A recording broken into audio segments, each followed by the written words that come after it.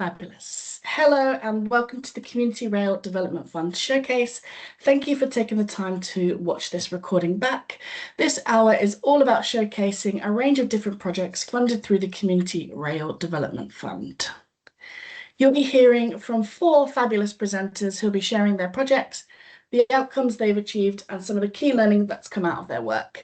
Please do pop your questions into the chat as we go through. We'll gather them up and answer as many questions as we can. If we do run out of time, please keep sending those questions. We will be following up offline as well. And I will share a survey link for you to ask those other questions that might come to you later today. So without further ado, I'm delighted to hand over to our first speaker, Catherine from High Peak and Hope Valley. And I'm going to stop sharing so you can start sharing. Thank you very much, Alison. Okay, shall I start now? Yeah. Let's bear with. Right. Guys, does that come up? Yep. Just hit the chalice. Yeah, oh, hang on. Let's go. Sorry, that's far too much at the end. Okay. I'm just going to move that over there. Okay. Right, guys. Hello, and yes, I'm Catherine. I'm one of the Job Share Community Rail officers with the High Peak and Hope Valley Community Rail Partnership. Our lines run between Sheffield and Manchester, and that cuts across the Peak District National Park. We've also got the Manchester Buxton line and 3 stations on the Glossop line. So basically around that High Peak area and the Peak District National Park. So that's just to set a bit of geographical context for us. So our project that was very kindly funded by CRDF was a production about George Stephenson. And I'm just going to share just a few slides with you and just talk briefly about the whole project. So this was part of our Railway 200 celebrations, and we worked with the Graves Youth Theatre group. Now, Graves Youth Theatre are based in Sheffield in Graves Park. And we had worked with them before in 2024 on another project. So we already had established our links with the group. So our production. So the whole production was created by the young people that you see there, as well as Gertie. Sorry, this is some noise in the background. Okay, sorry. Created by Gertie, who is the director, that's Gertie in the middle there, and her husband Paul, who's the writer. So we'd already established a relationship with them. And the whole project was about looking at quite a different way of looking at George Stephenson's life. We know of him obviously as that father of the railways, the railway engineer. But what Gertie wanted to do was look at other aspects, including those people who worked with him, and a lot of the women in his life as well. He was married 3 times, George was. So she did a lot of research based on, as you could say, letters. She went up to Northumberland, where obviously Stephenson was born, and spent his early part of his career there. She did lots of historical research. She went to the National Railway Museum, looked in lots of archives. So all the play was based on fact, but obviously there was some twists in it as well. So obviously with this in mind, Gertie had approached us and asked us, would we like to be involved again? And of course we said, yes, please. And the key partner here was EMR. Kay Robinson at EMR was very, very keen to work with the theatre group again. They had done previously in 2024. So they actually front-loaded some of the funding for the play. So go on to our role next, sorry. Right, so what was our role in it all? Well, Helen and I wrote funding bids for the whole project. We applied to obviously CRDF. EMR had already put in the money. We had funding from Northern, TransPennine Express, and Cross Country as well. And they're all our TOCs that run that fund us anyway. So this was all additional funding to our core funding. And the aim was that we helped to organise and promote the performances really along our line. And there were 2 along our line, which I'll just talk to you about later. Whole point was to connect our project with those and the railway locations with our communities and those communities around Sheffield as well.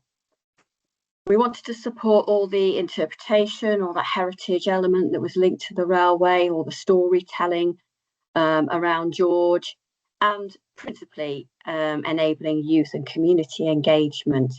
So you can see our role was there to facilitate, fund, and really connect everybody. It was about collaborative working. So on to the actual theatre style. Well, the whole performance was very much physical storytelling, and you can see there the young people actually performed on a mat, basically, that they could just transport anywhere. So it was very, very portable. The whole performance is called platform theatre, which is all about no props and also about miming, and all the young performers played different roles throughout the whole of the performance. The storytelling was about George from birth to obviously actually his death in 1848. So it's actually a real timeline of George, and there was a cast of 6 young people who had to learn all these lines, you know, do all the movements, and they were absolutely brilliant. These young people are aged between 13 and 15, so, you know, a very young performer. Our performances, we had 5 performances across the area. It premiered at Barrow Hill Roundhouse, which is near Chesterfield.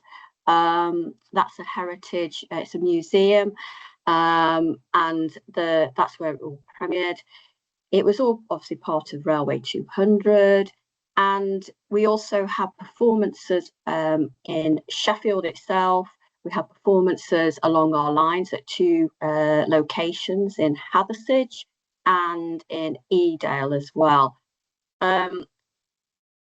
I also do some freelancing work, so I'm doing a big project with Holy Trinity Church in Chesterfield, which is actually where Stevenson is buried. So as part of that, I asked the theatre group to perform there. And young people actually perform right in front of George's gravestone in the church itself. So they were absolutely delighted. You know, they were performing where George has spent the last 10 years of his life in Chesterfield. You can see there, you know, we had over, 350 people who came to watch the performance. So we were really pleased with how that went.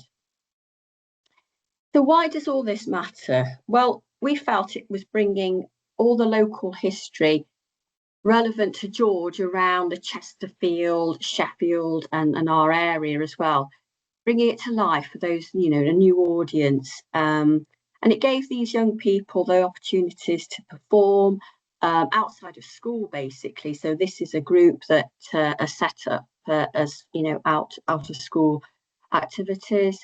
And what we really liked about it, that it combined the historical aspects with storytelling, and also it celebrated the importance of our railway history as told by young people.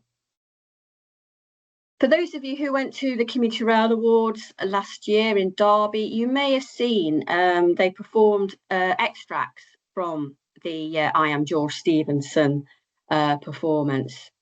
And I hope that highlighted the creativity that the young people brought to the story.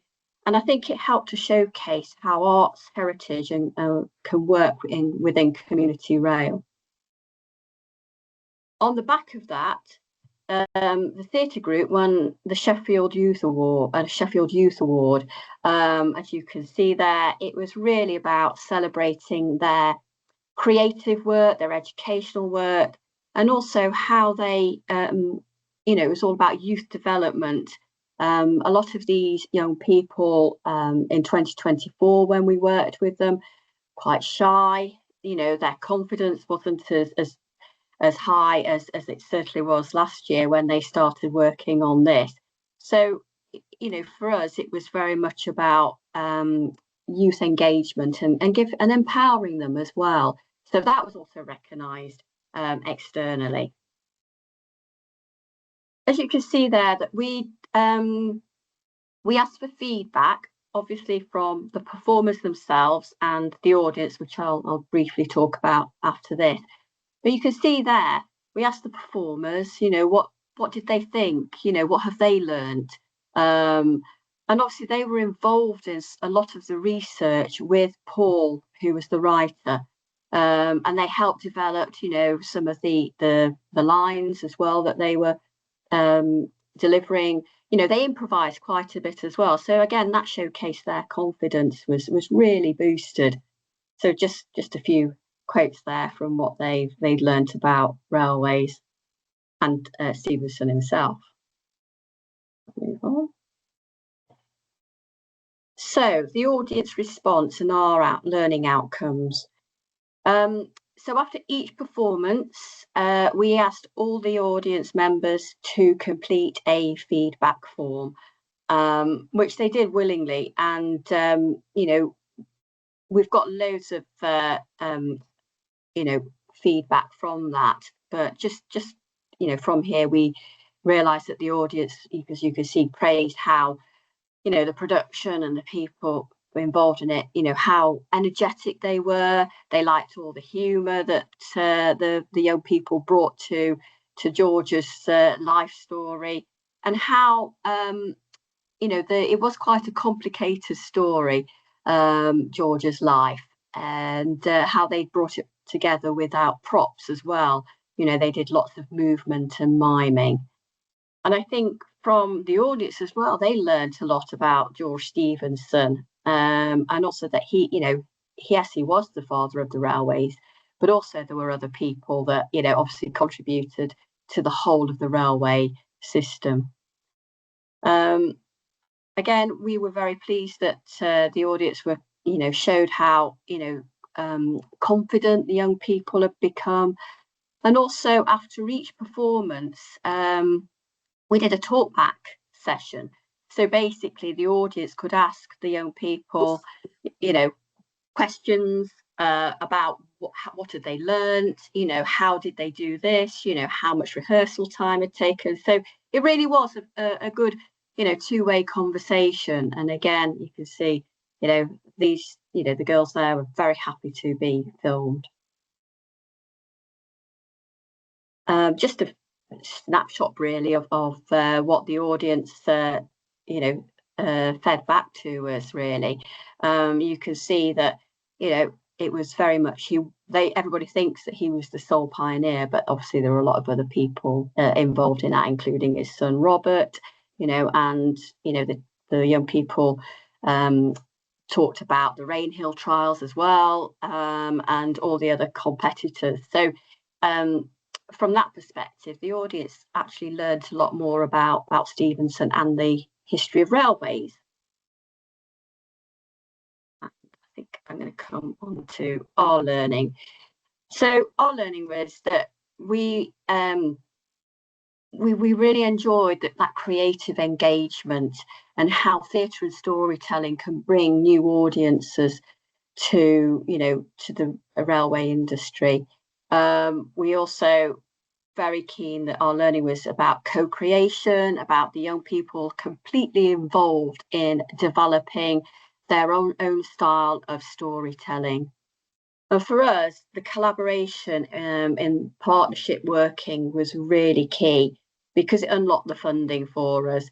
We had about 5 funders as well as ourselves, which obviously made our budget a bit bigger, and it meant that the young people could tour more, and we could buy them hoodies that you could see there that were all logoed up with all the funders on.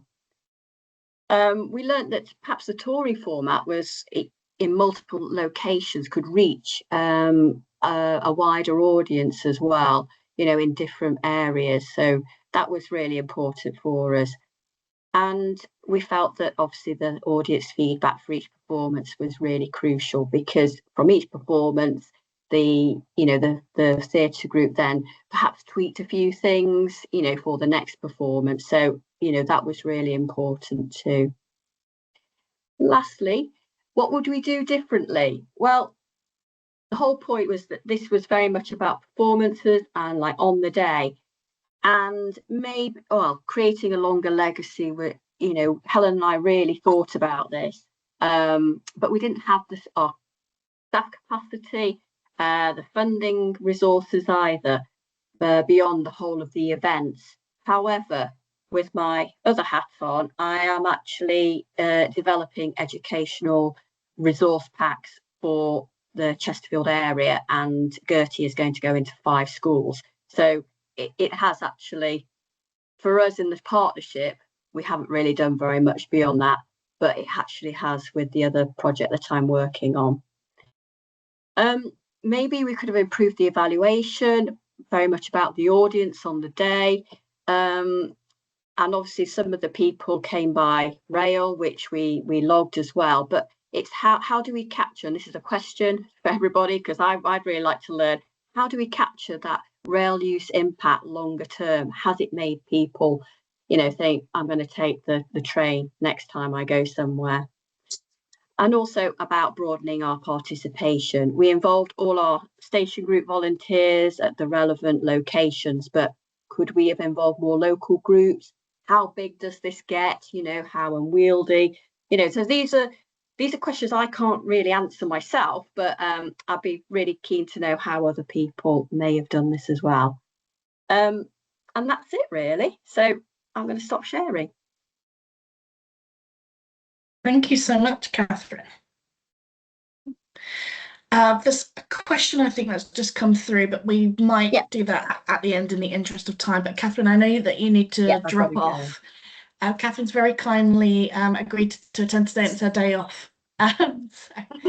Okay. Catherine, feel free to log off, and we'll send those questions over to you Happy offline. to take any questions and anything on the feedback. We have got a big report that, you know, we can annotate if need be, and share anything if anybody would like to know anything further. Thank you, and what a wonderful project. I'm gutted that I started CRN too late and I couldn't see it. But you can't travel back in time, unfortunately. But thank you. Have a really good day. Thank you, Andrew. Thanks all. And with any of the questions that Catherine posed towards the end of her presentation, if you have any thoughts on those, please feel free to send them across as well. And I would now like to hand over to June. Hello, so I'm just going to share my screen.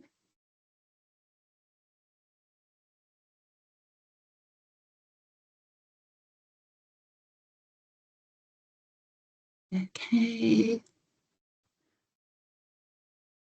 Yeah, still good, June? Yeah, okay.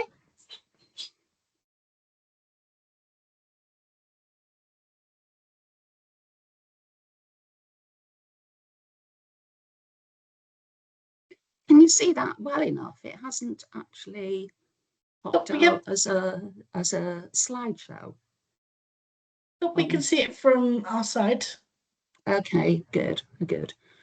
Right, well, I'm June Povey from the Essex and South Suffolk Community Rail Partnership, and here to talk today about a successful project from the beginning, where we applied for funding from the CRDF, to the completion of the project. So Essex and South Suffolk is, as its name implies, all the stations in Essex.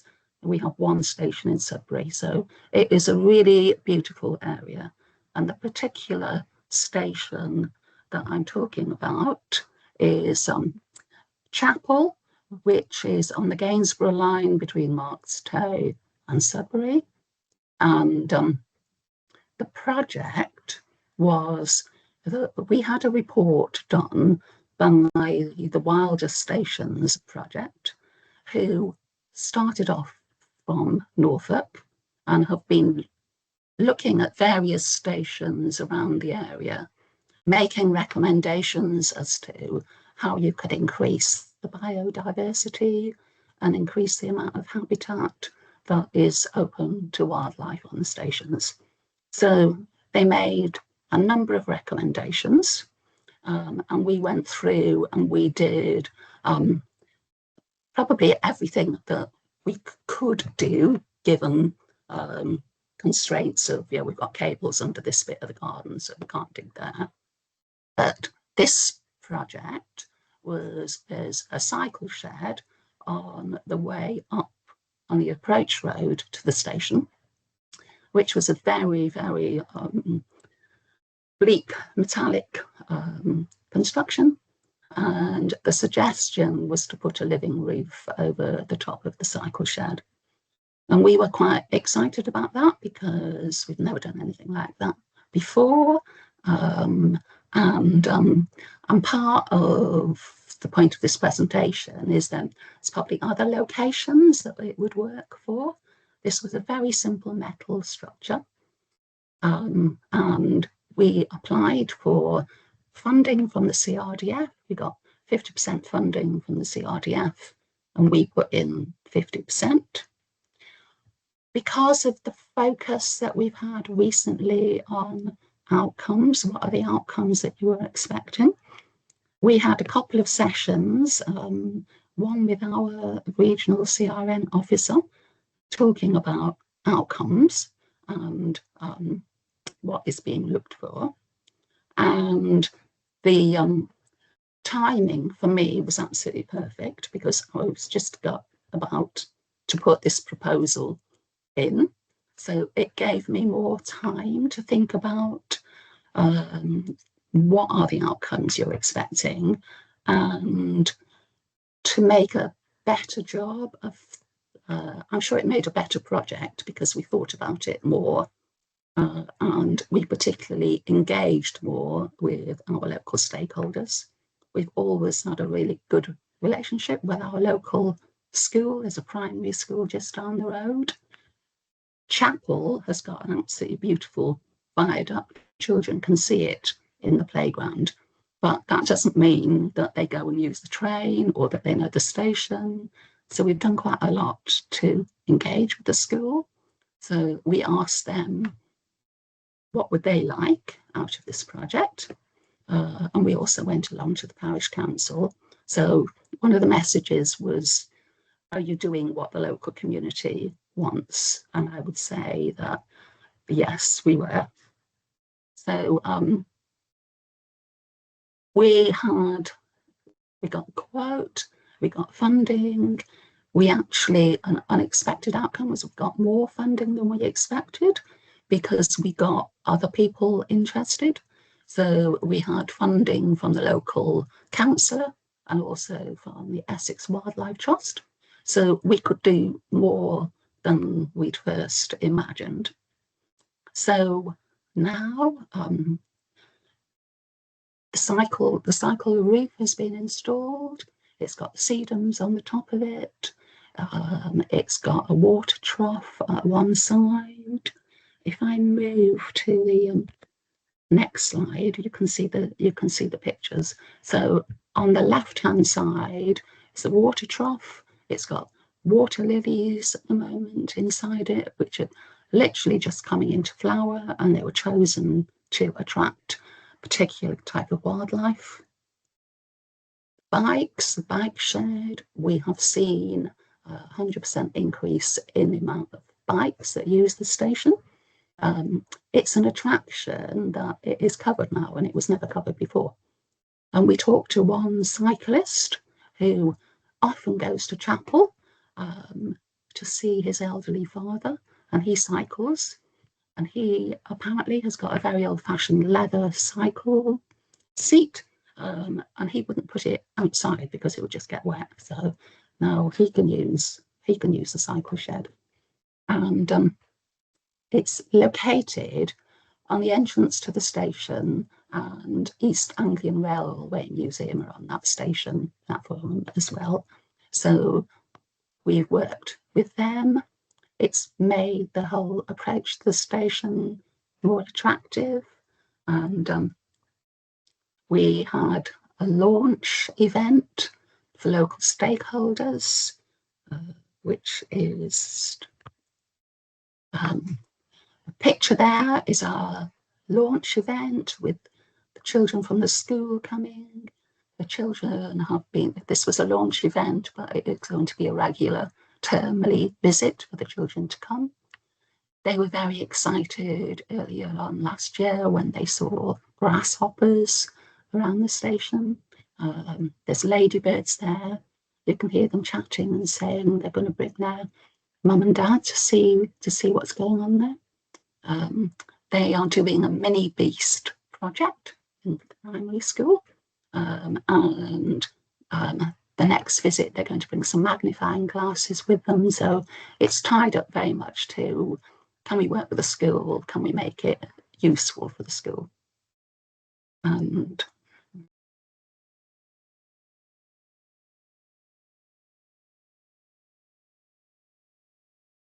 so outcomes, we've had more engagement with just passengers up and down the train, up and down the cycle approach.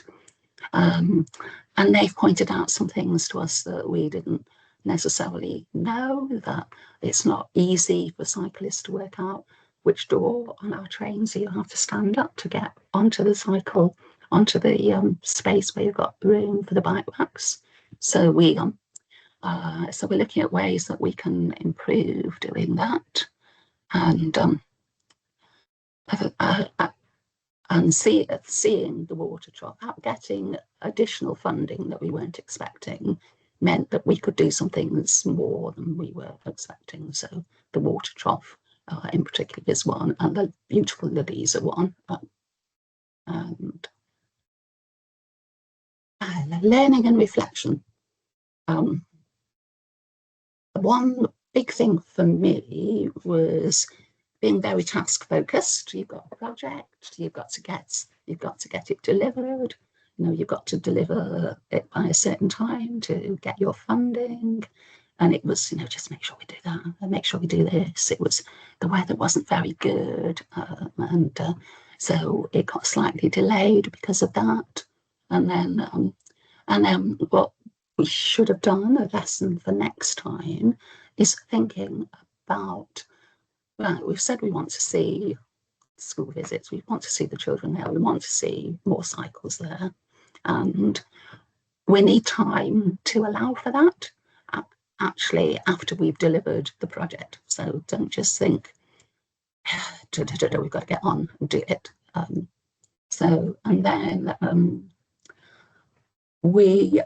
the real focus for us, the real success, and this is my last slide, but it's showing our two lovely volunteers who both live very close to the station. So they could go up there practically every day and report back to us on what was going on. They could tell us, they could see more bikes, so on. The man on the right is actually a cyclist himself, so he could engage with a local cycle club. He could also manage to lift his bike onto the upper rack of the cycle, which I was quite impressed with. I know I couldn't do that. And then the lady on the left is instrumental in choosing the plants, in taking the project and, you know, taking the report that Wild Stations did and really embracing it and running with it. So she's holding a bunch of flowers because she really, really deserved them for all the work that she did. And they're standing behind a stag beetle pyramid, which was another recommendation from the wildlife report. And you would not believe how fussy stag beetles are about the wood that they need to make their homes in. Also, I didn't realise that stag beetles are an endangered species. So that is why we focused on putting something in there. And I can see that's why the Wildlife Trust was saying it. So that is us, and really is thanks so much to our doctors and the work that they put in for that. So I'd like to hand back now to Alison. Thank you so much, Jean. I've learned something new about stag beetles. That's great. I would love to see more pictures throughout the year of the Living Ruth. I imagine it changes quite a lot seasonally. And I'd love to kind of track how your school visit's going. I saw that you're doing them term times. So yeah, thank you so much. Yes. Brilliant. I would now like to hand over to Heather. Jean, you might just need to stop sharing. There we go. Yeah. Yeah. Heather.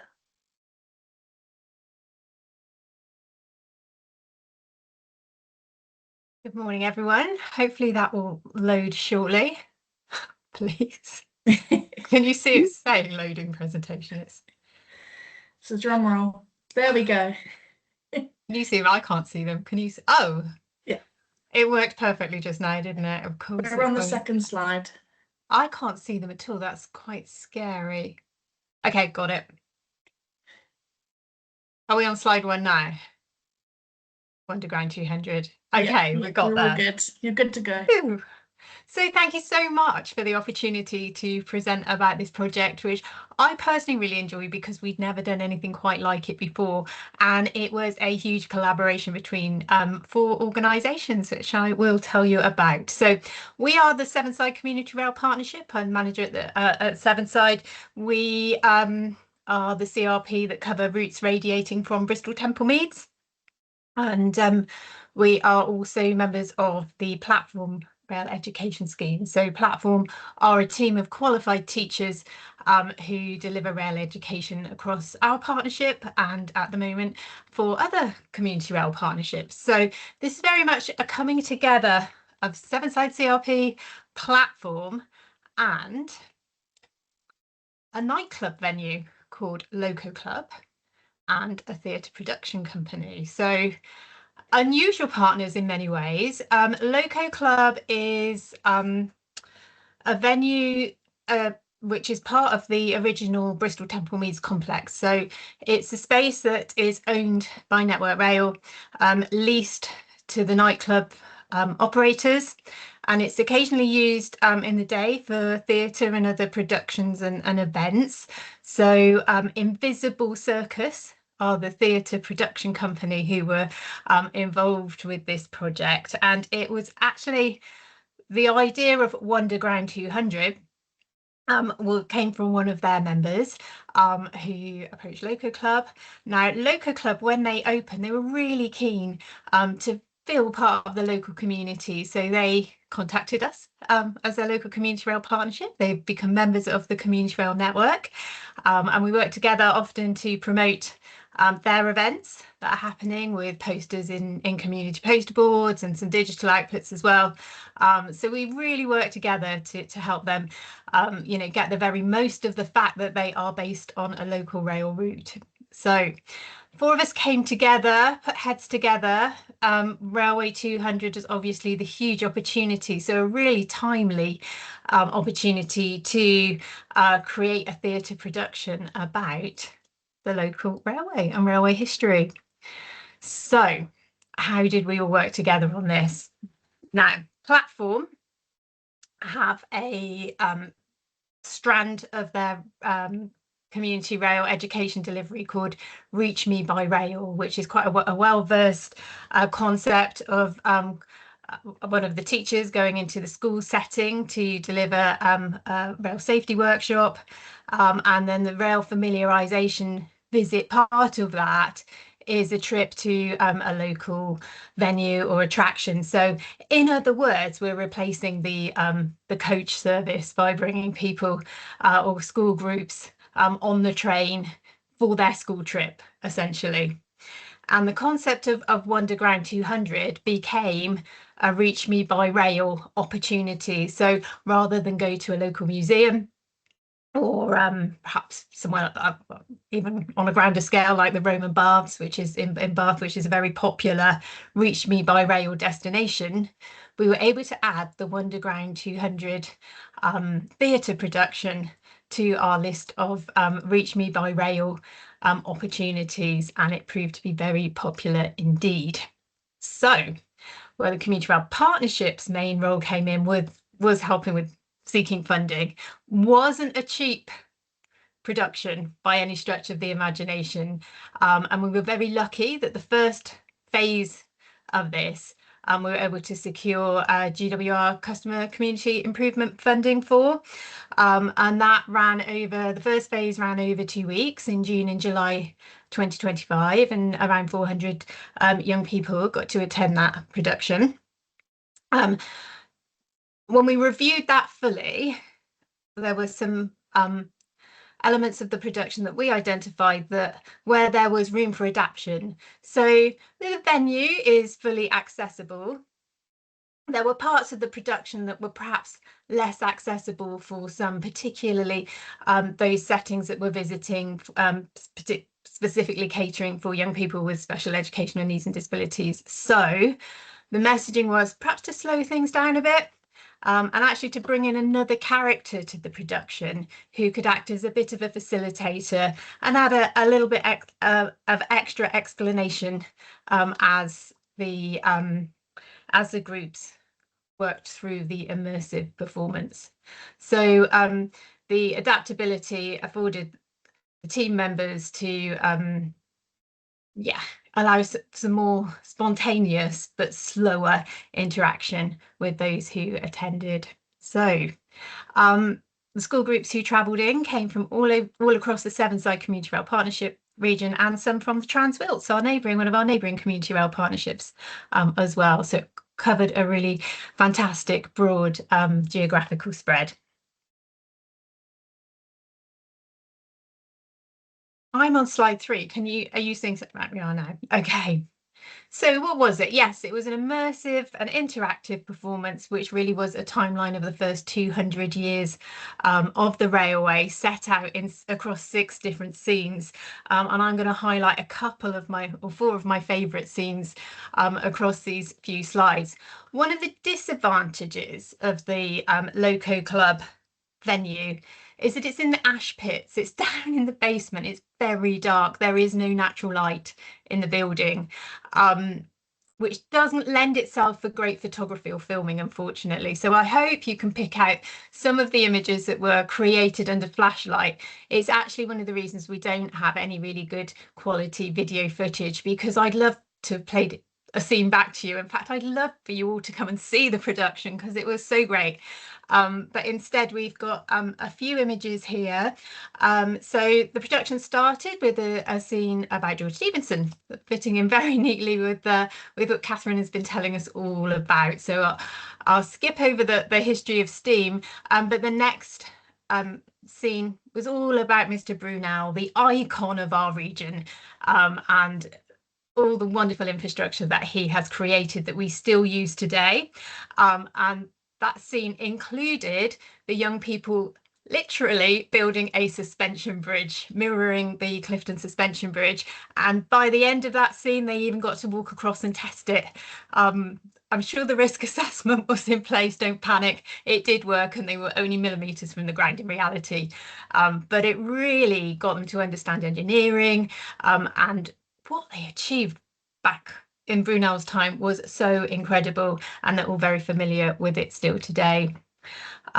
Skipping along the timeline a little bit, one of my favourite scenes was the one about Dr. Beeching, and it was a character giving a press conference as Dr. Beeching. We had a giant jigsaw puzzle with set out all the old layout of our local railway, and Beeching just rips it up, and then the children all come on the stage and put back together the rail network, as we are doing at the moment with 7 stations reopening on our network. So it was a really great way to connect these students with our past and what's about to happen as these new stations are opening and evolving. And I really think that helped them build that excitement of the new stations that are coming their way very soon.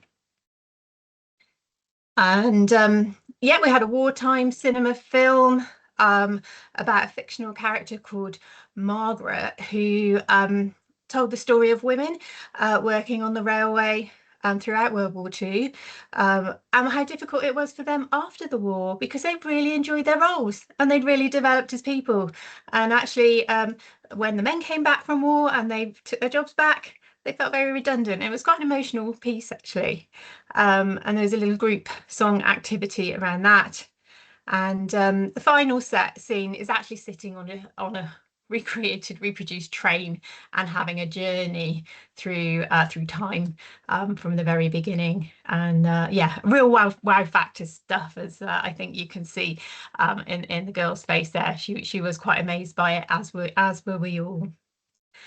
So, thinking about what we achieved from doing this. So, in terms of the Platform Rail Education Scheme's engagement with this, and they visited 354 pupils in school settings altogether who received the rail safety workshop. Put some feedback on the slide there from one of the teachers, and the little table there tells us about the improvement in learning. So our team used something called Plickers. I don't know if everybody is familiar with that. It's a QR code system that helps test knowledge at the start of a rail safety session, and then again at the end by the young people holding up a QR code, and that gets scanned by the teachers on their phone, and it gives us the real data of their point at the start of the learning, and then again at the end. And you can see there's some significant improvements throughout, and some fantastic teacher feedback along the way too. And then from the second part of that engagement, which is the rail familiarisation visit, which is up to the venue itself. So some sound bites from the young people there saying it's fun and wonderful. One there was scared but had fun. And we also collect parent feedback by sending the children home with a sticker with a QR code, so their parents can scan the QR code and find out all about what their young people have been doing with us today on that given day. So there would have been a little bit of information about the trip and about the Wonderground 200 production, and some lovely feedback there. We are seeing more and more that young people seem to be a little bit anxious about travelling, and I hope that isn't amplified by the events of last week too considerably. And yeah, it's interesting, but it's great that we have these schemes. It's so important to keep them funded, so that we can build that confidence by young people travelling with their class and their teachers, and with lots of support. And then in terms of some feedback there from the theatre production, I think they all enjoyed it. I think what comes out in the pupil comments is how funny they found it. It was hilarious. It's, you know, it's history, but it's told in a very comical and age appropriate way, which is what really makes it so special. And they learned a lot of history along the way, and the opportunity to learn about what's coming next in terms of our new routes and station development locally. So learning and reflection and our next steps are under consideration. So very quickly, collaborative working is sometimes quite difficult, but actually what was wonderful that this all ran really smoothly. It was a joy to be part of. We set out roles and responsibilities very early on, so everybody knew what was expected. And yeah, it's something that we would definitely like to do again. One of the considerations is the venue. The lease on the Loco Club from Network Rail isn't indefinite, and the whole of the Temple Quarter area outside Bristol Temple Meads is currently under development. Now, above the Loco Club sits the passenger shed, which is the old platform level, so ground level, and that space is going to be under refurbishment very soon. So we might pause in the hope that when the passenger shed is reopened, it's a lighter space, it's a level completely level access ground level space. It would be perhaps a more appropriate venue for something like this if we were to run it again. That said, all the set still exists. So that's being stored thanks to Loco Club at no cost at the moment. So it can all be brought out again and perhaps moved to another place. So that's where we hope to go with it next, and we'll be seeking suitable opportunities. But I'm really grateful for the CRDF for this to make it happen as this second phase, because yeah, another 350 young people got to benefit. And what was unusual about it was the amount of match funding that we were able to use as in-kind support. So whereas usually the local club would have charged Invisible Circus for use of the space, that substantial cost of venue hire across 2 weeks, we were able to count as match funding. So really grateful to all at Community Rail Network who allowed that very flexible approach around match funding. It's made a huge difference. In fact, it enabled the whole scheme to take place. So thank you. Oh yeah. Thank you so much. Another production I'm gutted to have missed. Maybe another phase. Thank you. And now I'd just like to hand over to Josie.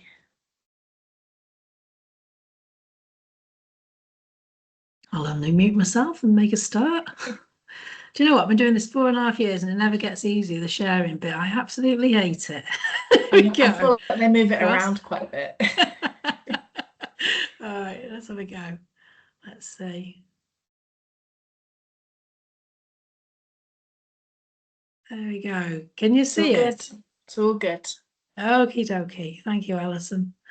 Right then. Okay, so I should start off with saying my name's Josie and I'm the Community Rail Officer for 3 Counties Connected Community Rail Partnership. A nice tongue twister for you there. And I've got there, I'm showing you our map. I work along the lines Chester to Shrewsbury to Crewe. And we're going to be talking today about Tours by Rails, which was our project that was funded with CRDF funding and also funding from Transport for Wales and a bit of core funding as well from our partnership. And we'll take you to the next slide.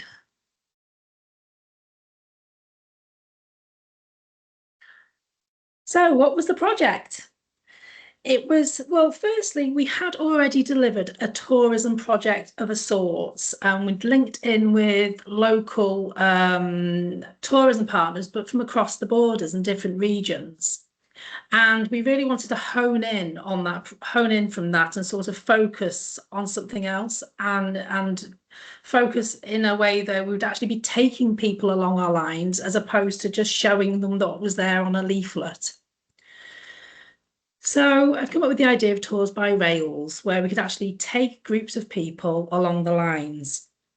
And I had been approached as well by a couple of green badge tour guides, Katie and Peter. They're freelance tour guides. They work in the Chester and Wrexham area. And from links we'd made with Adventures by Rail, creating our map, they'd heard about that. They'd heard about me. And This is Wrexham had sent them our way basically and said, have a word with Josie, she might be able to help you. Because what they wanted to do was gain confidence and start doing tours, sustainable tours that included the railway. Because of course, traditionally, like most tour guides do, green badge tour guides, they meet buses and coaches and take huge parties and groups around city centres. And of course, with Wrexham being the centre of the universe, obviously, they're very busy at the moment in Wrexham.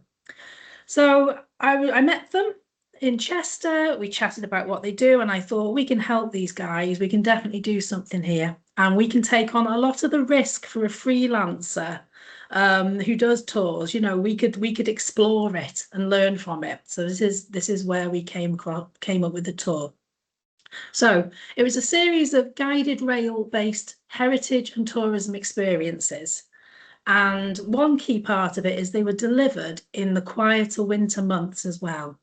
In my previous role working for events for the National Trust and in the tourism sector for most of my life, working life, I should say, I've got experience of how these areas have crunch points in summer, and this translates into rail as well, to promote events and things in the summer months, and travelling by train when you're trying to promote positive experiences can be quite challenging. So we thought, well, why not let's just mix this up and make this even more difficult for ourselves, and we'll see if we can not only do these rail-based tours, we'll do them in winter as well. So that's what we did in the quieter winter months, so we could be sure hopefully. Well, the trains would be running, but there would be space on the trains too, which are already heavily used in our areas in summer. So working with the Green Badge tour guides, Katie and Peter, we also worked with Medior. They do my marketing for the partnership, because we realised that marketing was going to be a big part of this project. We needed to be professional, we needed to communicate efficiently, and also we needed to make sure our branding was on point too. So we worked with Lemon Drop Creative, who had previously done some artwork for us. So we had our branding, we had our tour guides, we had our marketing sorted. And with the tour guides, we agreed that we'd have some themed tours that would straddle each side of 2025 and 2026 between November and March. And they were women's stories, Railway 200, border connections and the marches. So that the aim being to encourage people to explore by rail, support local businesses along the lines. So cafes, restaurants, tea rooms. And obviously, of course, build confidence in using public transport for leisure and in the winter months. So why did we do it? Well, I've already said, haven't I? But I'll say it again.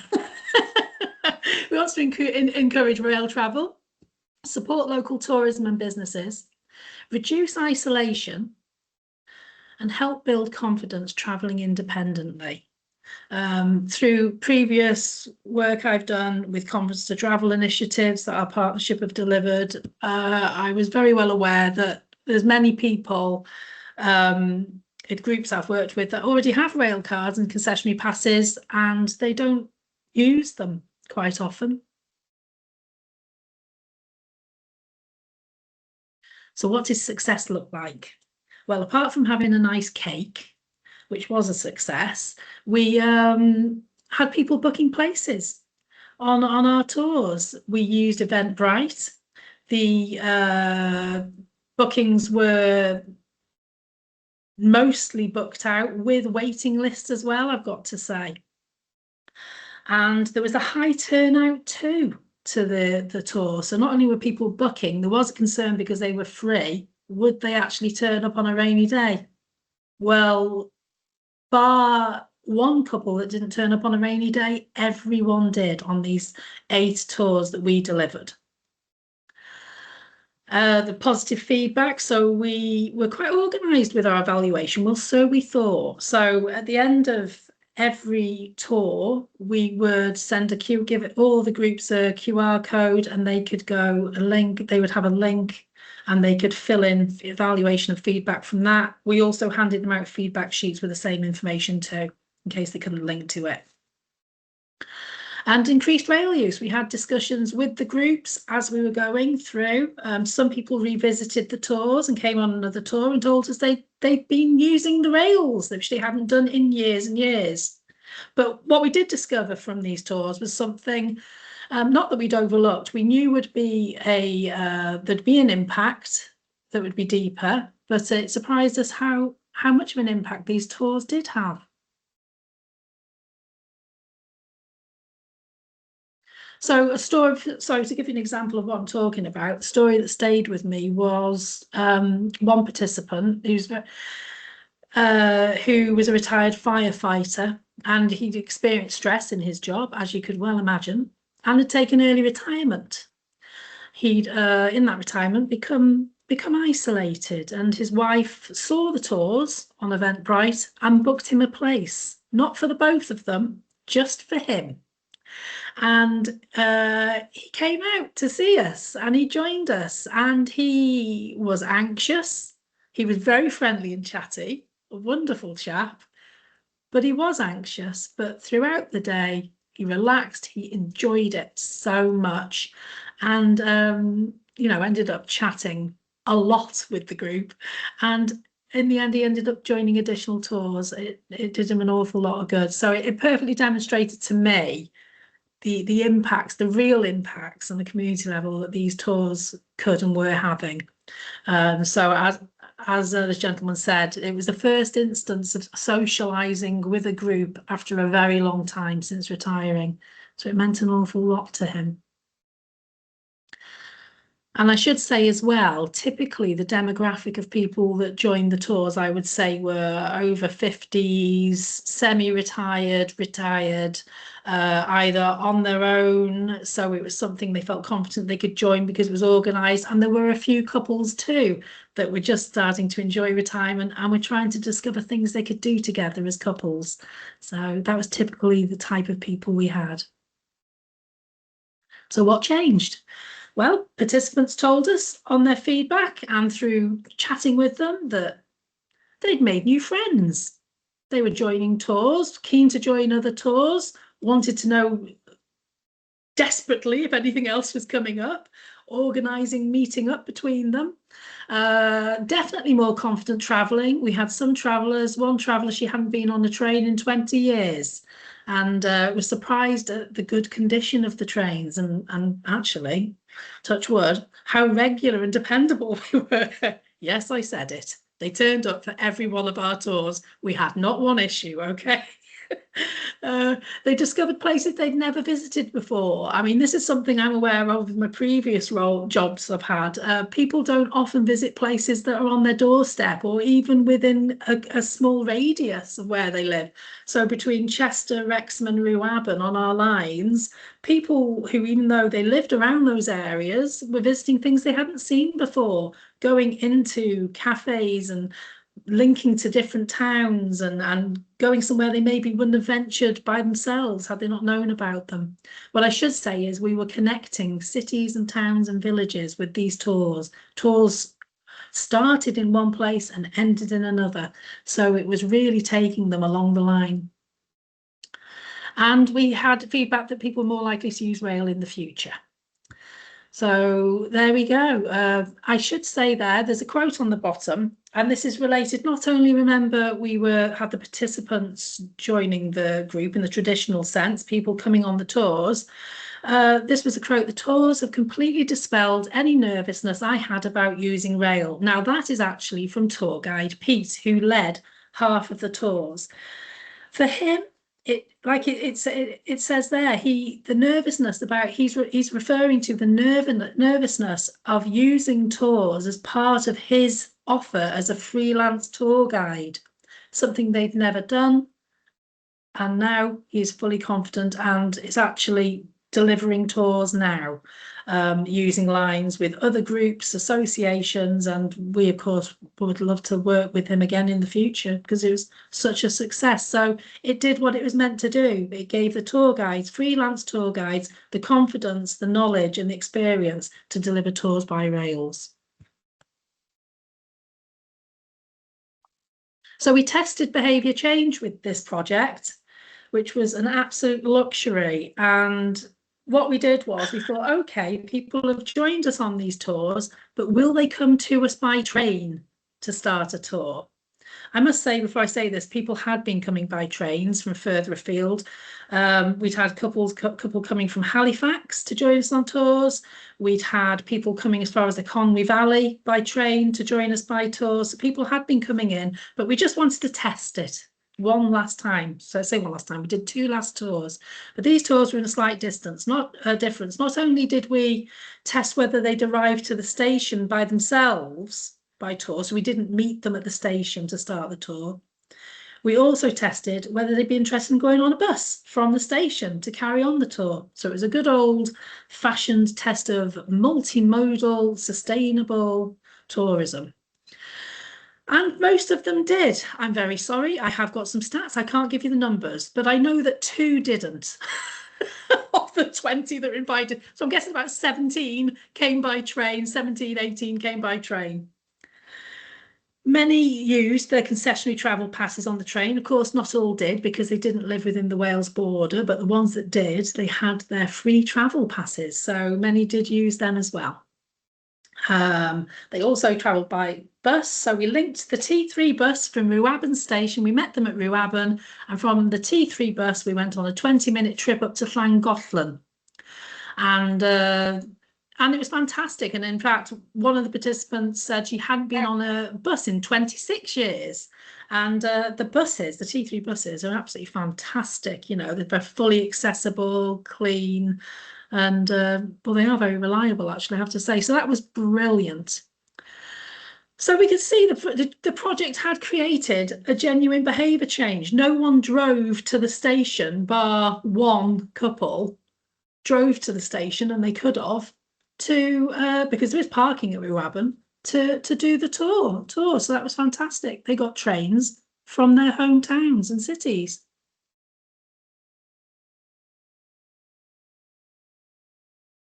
So what surprised me? Well, the social impact aspect surprised me. I knew it was part of it. And to be honest, as a rail officer, I think I took it slightly for granted, because I think sometimes we're so used to delivering social impact. And I was sort of quite focused on the concern of Eventbrite, bookings and marketing. And we just, it would follow the social impact.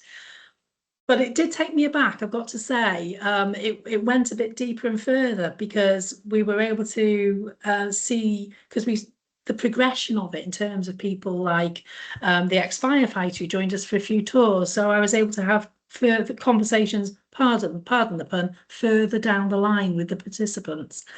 So yeah, confidence building, that aspect was fantastic. Conversations, personal stories that came out of it, again surprised me.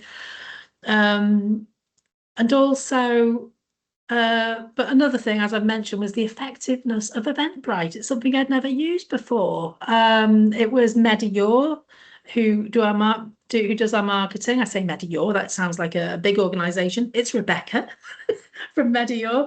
And we were chatting away, how are we going to do this? We want it to look professional. We want a wider reach. We don't want to particularly just reach people from our towns, our cities. We'd love people to come from further afield to join us too. What do?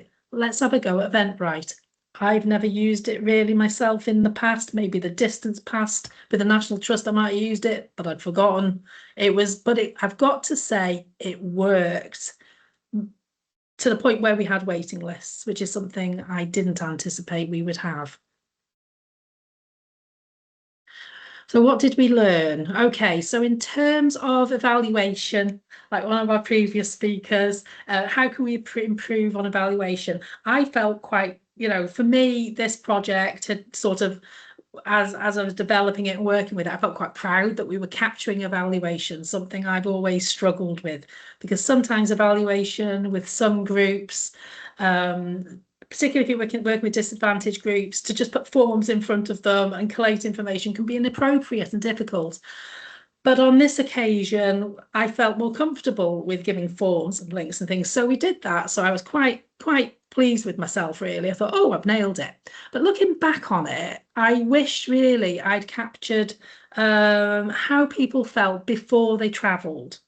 So we were getting information after they had, but I wish I'd had something now before. Now, in a previous lifetime, I used to work with something called a confidence tree, and it might not be that this would be the right thing, but it's something similar to where it was literally an illustration of people hanging off a tree at different levels. How do you feel? Are you flat on the floor or at the top of the tree? And it literally didn't need, long writing or anything, tick boxing, just a circle around where you're feeling today, how are you?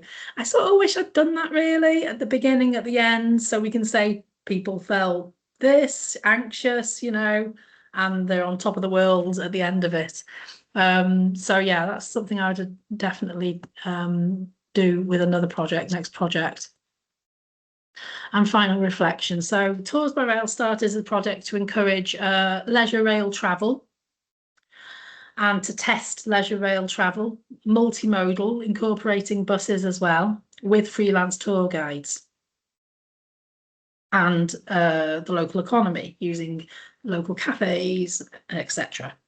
But it did become much more than that. It helped people reconnect with their communities and make new social connections. So really, looking back on that, that's what sticks out for me about my sustainable tourism project.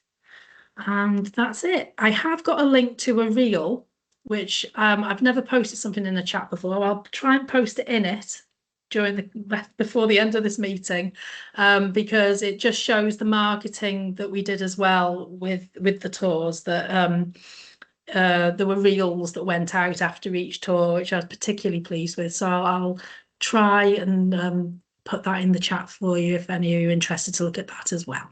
And feel free to look at our Facebook page, because on there's lots of reels on the Three Counties Connected Facebook page too. I'll stop sharing. Thank you so much, Josie.